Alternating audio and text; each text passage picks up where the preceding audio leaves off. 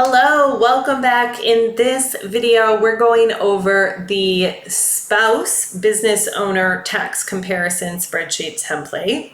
And I'm going to go over how to update this. And lastly, I'll talk about some of the tax strategies in summary. Do note that I'm going to refer you for some of the topics that I didn't want to repeat in every video over on the right. And let's jump in here. So like I mentioned in the last video, you can kind of hide things just to make your screen bigger so it's easier to look at this. And I'm going to even hide these top rows by selecting them, right click, select hide. You can undo it by clicking the little arrow there. And so with married couples, we have the self-employed option because you could just have one person own the business. And then we have the partnership. So when two people work together, you're automatically considered a partnership. Now there is the qualified joint venture option through the IRS, which means you can both file as self-employed with your personal return. Okay, that's one option, which is the equivalent of doing a partnership return. However, once you form an LLC, or any type of business entity through a state formally, then you can't use the qualified joint venture unless you're in a community property state.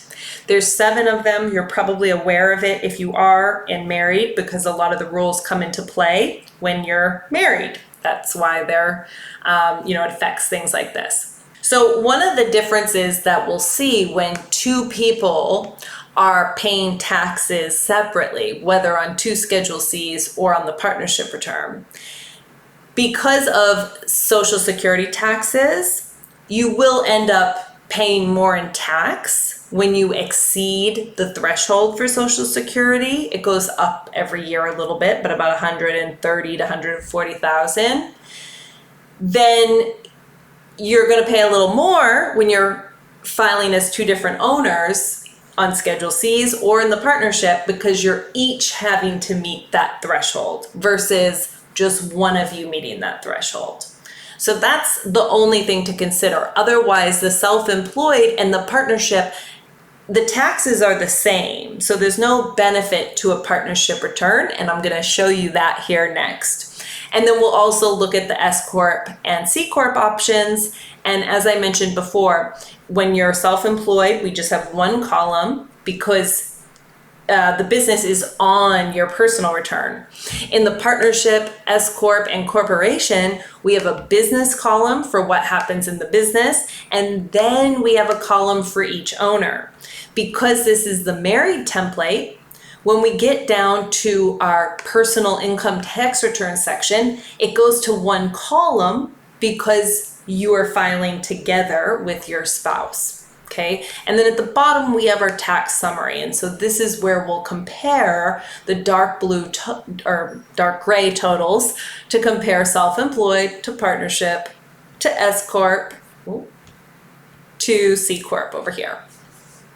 Okay, so like all my templates, the green is where we're going to enter information, and the blue are calculating automatically for you, and then the darker colors are our totals. So once we get down to about here, everything's basically done. You can see there's just a few green cells for us to fill in. So the first one here is business income. So whether you're calculating for this year or next year, what is your business income? Let's say 80,000. What are your business expenses? Let's say 25,000. That gives us a net income here of 55,000. Okay, so in the partnership, we have an option to do guaranteed payments. So in the self-employed, you can see we're done. Business income, business expenses, that's it. The net income is what we're taxed on. Well, in the partnership, the net income is the same thing. We're going to be taxed based on our ownership percentage. And I put in 50%, 50%. You could do it however you guys have decided. And then each percentage you're going to be taxed on. So same net effect, but it's going to be handled with some extra steps on the partnership. So 55 will be allocated 50% to each partner in this case. We'll see that down here. The point of guaranteed payments is to allocate a portion of this to one owner before allocating to both. As married couples, I'm going to recommend that you are able to hopefully trust each other and not use this feature, because this feature reduces your 20% pass-through deduction, the QBIT deduction, which we'll go over under the personal section below. So we want to avoid using that. We don't have to. It's not a W-2 employee. You're never paid as 1099 or W-2 in any of these businesses, self-employed or partnership. Now in the S Corp and the C Corp, we have to pay ourselves reasonable compensation. Okay, so in this scenario, we only have $55,000 left over. So maybe one partner is paid $40,000 and one is paid $15,000, who kind of does some other things to support the other owner. Now in this case, we're going negative. So I needed to do a little less. So let's do 10,000. Now you can check out the post about reasonable compensation. The way this works is you're supposed to calculate what you would pay someone to do your job in your business, in your area. And then you're supposed to pay yourself that every year. And so if you fall behind and you can't pay it one year, you would pay it in future years. Now, in that training, I go over how to make it as low as possible. So check it out. But just some things to keep in mind. Certainly this was the area where people would say, oh, just pay yourself $20,000 in salary and take the rest as distributions, but that's not acceptable.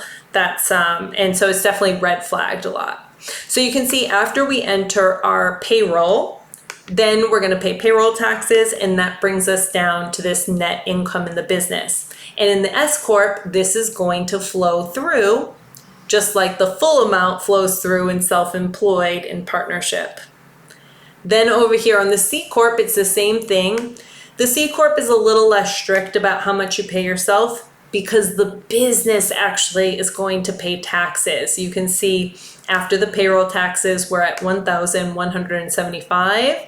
And when we come down to our business taxes section, you can see they're paying 21% for corporate taxes. And in the past, smaller corporations only paid 15%. So their taxes were increased by the Tax Cuts and Jobs Act because it was created a flat 21% tax rate.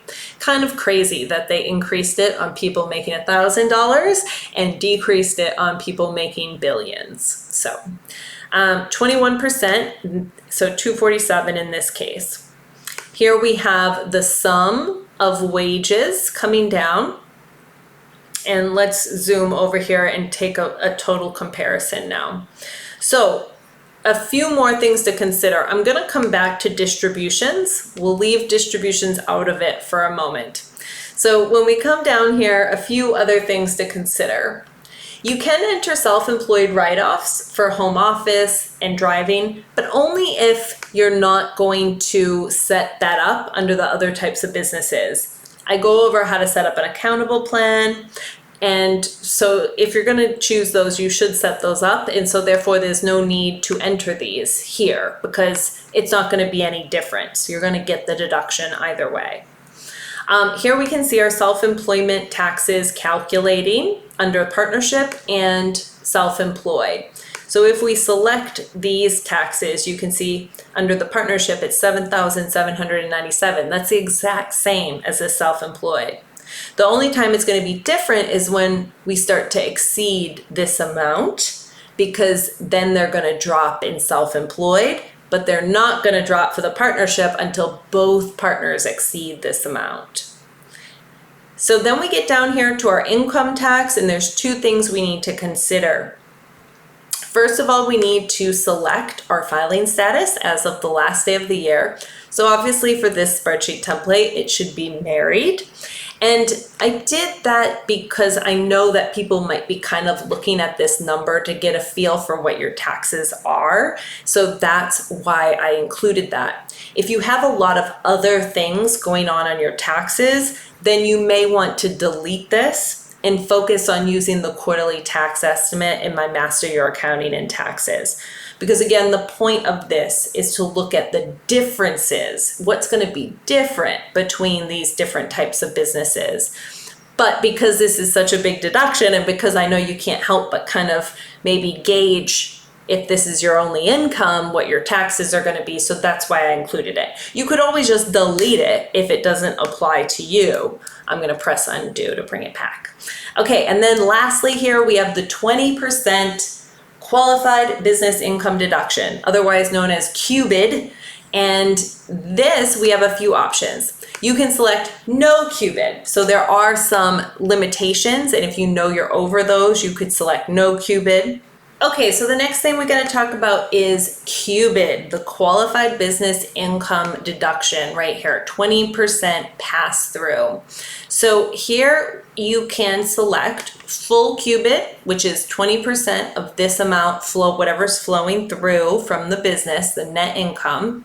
Doesn't include wages. So if you do guaranteed payments in the partnership, those don't count. That's why I don't recommend them. Doesn't include wages in the S Corp, and the C Corp doesn't count at all because nothing flows through and wages don't count. So you can say full QBID, which just calculates the full amount. However, there are thresholds, the $350 or so when you're married, or half that when you're single. Once you exceed those amounts, it gets more complicated to qualify. There's another training going over the QBID calc here. So if you have other businesses, rental income, other stuff that qualifies, you can quickly add in your information to get a good feel for that number. So for that one, you would select QBID Calc, the name of that worksheet, if you update that worksheet, and then it will calculate in some of the limitations and some of the other activity you might have on your return. Or you can say no QBID. So if you've got millions of income and you know that you're not in the right industry, then you might just say no QBID to leave it out of the calculation. So I gave you some options there for the QBID calculation. So for now, we'll leave it on full QBID. And let's come up to the partnership. We've got our numbers in here. Let's take some comparisons. So first things first here, we're down to tax summary. In self-employed, we've got 9,367. In the partnership, we've got 9,367. Again, until we get above that Social Security threshold, they're going to be the exact same. When we take a look at the S Corp, we are more because we only had a small amount flowing through after paying ourselves reasonable compensation. And so we lost 20% QBID deduction. You can see we only got $235. So that's one reason why the taxes are more. Then we'll come over to the C Corp. And here we paid the 21%, and then we have our wages, and so the net impact is $10,581, the most expensive option. So when would the S Corp be advantageous? When would the partnership be advantageous? Well, partnership is mainly going to be used to be an LLC. If you're in a community property state, I would definitely recommend just filing the 2 Schedule Cs, doing a qualified joint venture. Because as you can see, if you're in lower income, there's no difference in tax. Now, there is another training I'm going to refer you to where you can select and understand the difference between general partner and limited partner. I don't really recommend this for married spouses. If I find research that says otherwise, I have seen it survive, but it's not this isn't a very clear area. So I'll definitely leave that for the other training. If you have multiple unrelated owners and you're structuring things differently, it could apply to married spouses. You could structure it that way. The benefit of having one partner be a limited partner is that they don't pay self-employment taxes, just like in the S Corp. So that's a huge benefit. And you can see just by changing one of the partners here, look at our taxes fall to nearly half, less than half of the self-employed. So it's a big deal to be able to put one partner as a limited partner. It's just very uncommon when you're very closely related to the business. And I go over those issues in that training. Now, so we can see, again, if we get a little bit higher, let's say we put in 200,000 of income, now we should see a difference between partnership and self-employed because of those Social Security benefits. Oh, I gotta put my partner back to general partner. So here, now we've got 35,000 in self-employed and 39,000 in the partnership. And so that's when you'll start to see that. Now, in that situation, we're also going to see our S Corp do really well. So now the S Corp is at 26,000. Now, obviously, if we're making that much money, we should probably increase our S Corp pay to something a little bit higher, depending on your situation. But now that we have a substantial amount here, this is where we may see a benefit. So yeah, now we're 33,000 in the S Corp and 39,000 in the partnership. So now we're saving some money, right? 35 as self-employed. So next we'll come over to the C Corp, and in this situation, they're the worst off. Or nope, the partnership is worse off. The C Corp is semi-okay. But this is where distributions come in. Because as you may recall, something about C Corp being double taxed, right? We have this 21% tax rate, and now we've got to come over to this distribution section. So distributions are when you take money out of the business. So in a partnership and S Corp, you need to keep track of your basis in the business. This net income, your share of it that you're taxed on down here, this 87,500 in this case, 39,058 in this case, that increases your basis. You can take out that money tax-free. You just can't go below basis, which is uncommon unless you have a bunch of owners and things going on that are kind of moving money around. But you have to keep track of it because there are some situations that can cause that to happen. If you go below zero, you would enter that amount under our distributions to be taxed at dividend rates. So let's say we each took out 30,000, and we're in a higher income right now, 175. And so we can see those are being taxed. Now, they're being taxed higher in the partnership than in the S Corp, and I'll show you why in a moment. However, like I said, that's only if you're going over your basis, and there'd be no reason to think that that would happen here because you have 39,000 you're taxed on. So we wouldn't put these here. We would put them tax-free right here.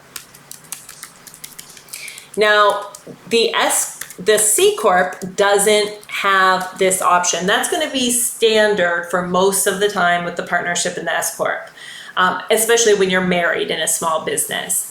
In a C Corp, however, we have to put them under dividends. So we're going to go ahead and put these here and watch how this impacts things. So we can see it hit the 9,000, and if we come down to look at total taxes, we're at 46,000. So adding in these had a big impact. We were at 37,000, less than the partnership, more than self-employed and S Corp. But if we take a big dividend, then that's going to affect things. Let's try a $20,000 dividend. That's a 15% dividend. So they're in the 15% bracket because they're over $79,000 as a married couple. They're at $90,000 in wages. So that makes sense. 43 versus 33, a lot more money. But we can, let's see here, if we lower this, if we lower our wages and we come down here, then look at this, we're at 0 capital gain taxes. So if an owner of a C Corp can take small distributions with a small salary, and maybe like you're retiring from your business and someone else is going to run it, then that is a way for you to take distributions later on as a genuine return of capital from having invested in your business. And you can be below, if you're below 78,000 as a married couple, then you're in the 0% tax rate. So if we come down here, we can see this is still a lot more taxes, so it didn't work in that scenario. However, when the C Corp works is when you have a lot of money. So let's just add a 0 on. And let's make our salaries a little more realistic. 100,000, 80,000, and let's come over here and see where we stand. Now we're at 428,000 in taxes, 545,000 in the S Corp, 583,000 in the partnership, and 570,000 in self-employed. And Qubid is probably not qualified for this type of business, so we could say no Qubid to take that out and retake a look. Look at that, 716,000, 729 in the partnership, 677 in the S Corp, 428,320 in the C Corp. Now, what happens if we were to add in a $1,784 distribution? Let's see, 1,784, 150. That's another 356,000 in taxes, and that brings us to 779, which is the highest. But so it's only going to be advantageous when you're going to wait on taking out all the distributions, maybe till later on when you're in a lower bracket. Okay, so that's all for the comparison. I hope you found this helpful. Enter your numbers. Let me know what your questions are below, and I'll see you in the next video. Bye.